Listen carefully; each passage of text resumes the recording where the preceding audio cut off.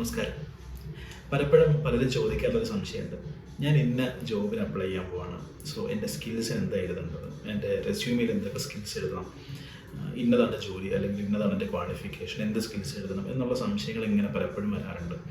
അത് പലപ്പോഴും നമ്മൾ നോക്കുമ്പോൾ നമ്മുടെ യൂട്യൂബ് ചാനലിൻ്റെ വീഡിയോസിൻ്റെ അടിയിൽ വരുന്നുണ്ട്, ഇൻസ്റ്റാഗ്രാമിൽ മെസ്സേജസ് ആയിട്ട് വരാറുണ്ട്. അപ്പോൾ പലതവണ ആൾക്കാർക്ക് റെസ്പോൺസ് കൊടുക്കുമ്പോൾ ഞാൻ ഓർത്തു നമുക്കൊരു വീഡിയോ ആയിട്ട് ഇങ്ങനെ ചെയ്തിടുകയാണെങ്കിൽ ഈ ഒരു വീഡിയോയുടെ ലിങ്ക് ഷെയർ ചെയ്താൽ മതി എന്ന് വിചാരിച്ചിട്ടാണ് ഇങ്ങനെ ഒരു വീഡിയോ തന്നെ ചെയ്യാൻ തീരുമാനിച്ചത്.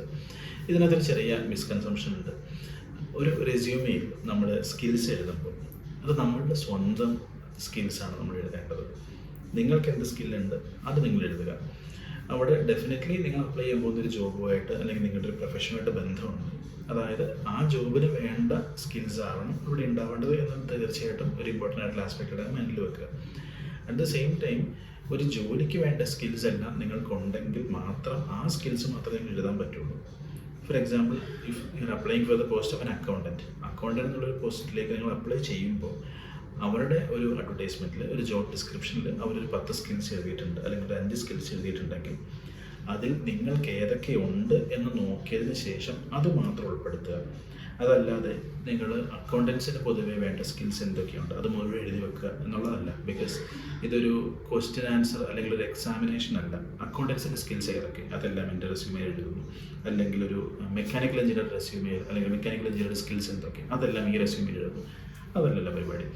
ഒരു റെസ്യൂമെ നിങ്ങളുടെ ഡീറ്റെയിൽസാണ്, നിങ്ങളെ പറ്റിയിട്ടുള്ള കണ്ടന്റാണ് നമ്മൾ എഴുതുന്നത്. അപ്പോൾ എന്തൊക്കെ സ്കിൽസ് നിങ്ങൾക്കുണ്ട് എന്നുള്ളത് മാത്രം എഴുതുക.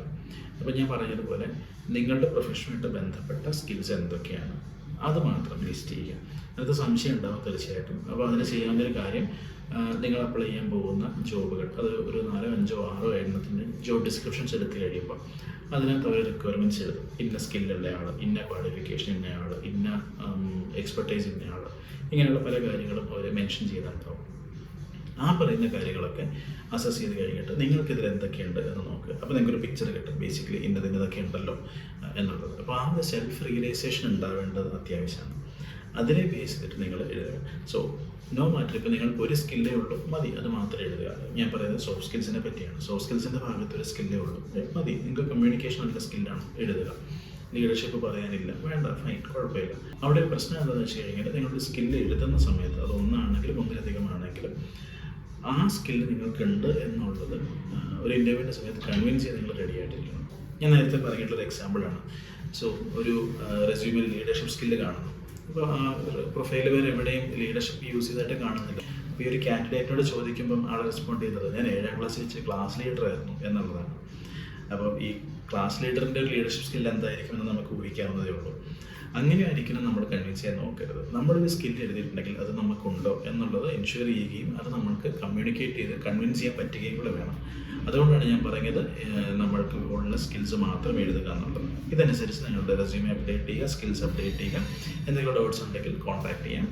ആൻഡ് നിങ്ങളുടെ റെസ്യൂമെ ഇവാലുവേറ്റ് ചെയ്യണമെന്നുണ്ടെങ്കിൽ താഴെ കാണുന്ന നമ്പറിൽ വാട്സാപ്പ് ചെയ്തിട്ട് ഒരു റെസ്യൂമെ അഡ്വൈസ് വേണമെന്ന് മെസ്സേജ് ചെയ്താൽ മതി. ഈ റെസ്യൂമെ ചെക്ക് ചെയ്തിട്ട് നമ്മളുടെ സജഷൻസ് തരുന്നതാണ്. Thank you so much.